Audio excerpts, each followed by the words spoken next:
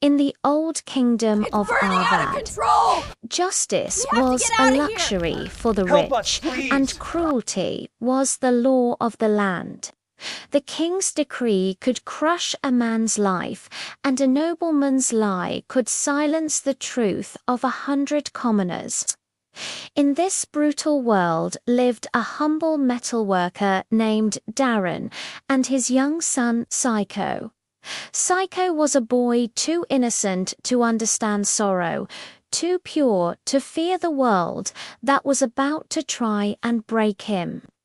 For years, Darren had toiled in the capital's furnaces, forging the very steel that armed the royal guards.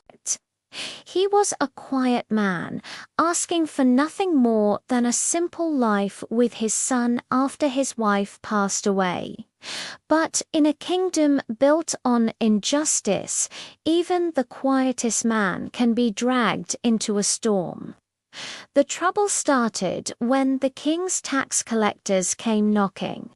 A ruthless nobleman named Lord Jacker, a man known for squeezing every last coin from the poor, accused Darren of hiding wealth. The accusation was laughable. Darren and Psycho lived in a tiny shack with a roof that leaked every time it rained. But in Arvat, a noble's word was law. To prove your innocence, you needed money, and money was something Darren simply didn't have. He was dragged from his home, beaten, and thrown into the castle dungeon. The guards snatched Psycho to Blowboy, clung to his father, his small body trembling with tears, while the soldiers just laughed. "Take the boy," Lord Jacker commanded with a sneer. "That'll teach the father obedience." Darren begged. He pleaded with calm, desperate words, then with the raw anguish only a father can feel. But Lord Jacker had no mercy to give. A few days later, a sham trial was held. Witnesses were paid to lie, documents were forged, and the judge, one of Jacker's cronies, declared Darren guilty without even hearing a word of his defense. The sentence was horrifying, something the kingdom hadn't seen in decades: execution by boiling. A collective gasp rippled through the courtroom. Boiling alive was a punishment for the worst of the worst raiders to the crown, poisoners, revolutionaries. Darren was none of those things. Then Lord Jacker added with a wicked smile, "And the boy shall be boiled with him."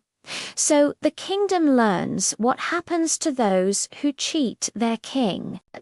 A thick, suffocating silence fell over the room. Children had never been sentenced to death in Arvad's history. Even the judge went pale, but he was too afraid to challenge a powerful noble. Darren's scream tore through the courtroom, echoing off the cold stone walls. "He is only a child. Take me, but spare him."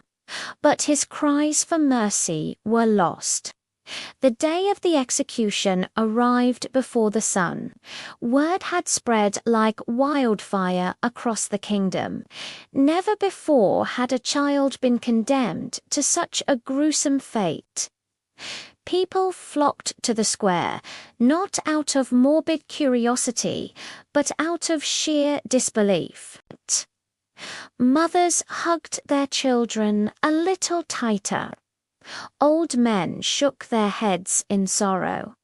Even the royal guards looked uneasy. In the center of the square stood the great iron cauldron, as wide as a well and as tall as a man. Beneath it, a pyre of logs waited for a spark.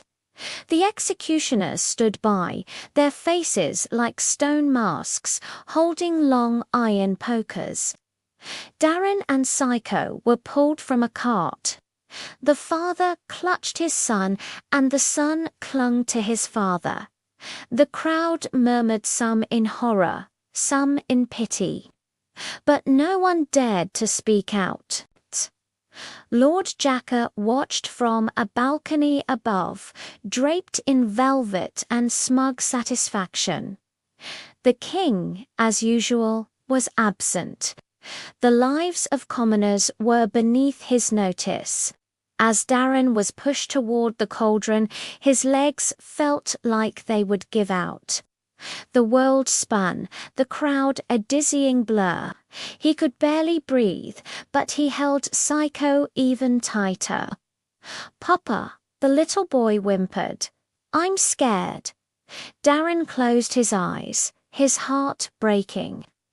"I know, my son, but you will not be harmed. I swear it." It was a promise he had no power to keep, but it was the only thing he could give his child. The executioner stepped forward and muttered, "Place the boy in first." "No," Darren roared, a primal sound of defiance. He threw himself over Psycho, making his own body a shield. "Take me first. He's a child. He knows nothing of your accusations." The guard hesitated. Even he couldn't stomach this command. But Lord Jacka's voice boomed from the balcony. "Do as you're told." Just as the executioner reached for Psycho, lifting him from Darren's protective arms, a deep, powerful voice cut through the air, echoing across the entire square. "Stop." A ripple of shock went through the crowd. Heads turned, people parted to make way. Riding a magnificent black stallion, clad in steel armor bearing the royal crest, was General Raver, commander of the king's armies. He was a man known for his iron discipline, but also for his deep hatred of injustice. He dismounted with a commanding presence and strode to the center of the square. General Jakar called down, his voice trembling just slightly. "The sentence has already been passed." Raver's sharp eyes took in the scene, the terrified little boy, the desperate father, the monstrous cauldron waiting like a hungry beast. "This execution is unlawful," Raver declared, his voice ringing with authority. "A child of this age cannot be sentenced to death. It is against the ancient statutes of Arvad." Jacka's jaw tightened. "The king has given me the authority to," and the king, Raver, cut him off calmly, "has given me the authority to overrule any decree that threatens the kingdom's honor." The crowd began to murmur in awe. But Jacka wasn't about to give up his cruel spectacle. This man withheld taxes. That makes him a traitor. A traitor. Raver raised a skeptical eyebrow. "Or a victim of your greed." A dangerous silence hung in the air. Jacka's face twisted with rage. "Guards, execute them both. Now." The soldiers looked at each other, uncertain. A few reluctantly stepped forward. Darren stood his ground, shielding Psycho, ready to die for his son. But Raver moved like a flash of lightning. He drew his sword and slammed it against the execution stand, sending sparks flying. "Any man who touches that child," he growled, his voice low and menacing, "will answer to me." The soldiers froze. Jacka's face turned a shade of purple. "You dare defy me, Raver. I dare uphold the law, you trample on it." That was the spark. A murmur started in the crowd, quiet at first, then swelling into a tidal wave of voices. "He's right. The boy is innocent. This is madness. Jacka has gone too far. The crowd began to shift. They were no longer just spectators. They were becoming a force. People pushed forward, shouting their outrage. The soldiers hesitated, torn between the cruel nobleman and the respected general. The tension was electric, like a storm about to break. Sensing the change, Raver stepped onto the execution platform and raised his voice for all to hear. People of Arvad, this child has committed no crime, and this man's only sin is his poverty. Shall we stand by and allow a nobleman's greed to murder the innocent? A mighty roar rose from the masses. No, spare them. Down with Jakar. Jakar's eyes widened in panic. He had lost control.